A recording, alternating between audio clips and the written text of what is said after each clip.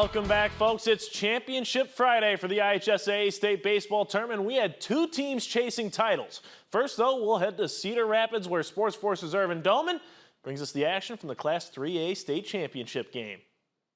Every game of the Iowa high school baseball season has led to this moment here on Friday for the Bishop Heelan Crusaders as they took the field in the Class 3A Championship to battle North Polk. So let's see how this one played out.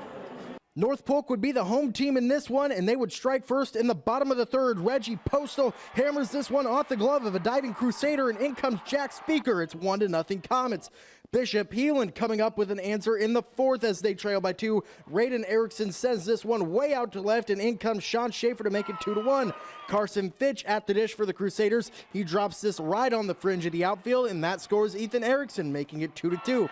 Now into the top of the fifth, Schaefer, he lays down a bunt, and the throw to third by the pitcher is offline. Brady Baker gets up and slides his way home, making a 4-2 Crusaders lead.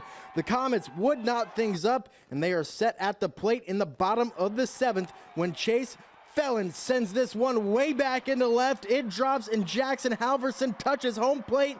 And the Comets of North Polk are the 3A champions. Bishop Heelan's head coach Andy Osborne knew this was going to be a tough game and is still proud of everything his group accomplished.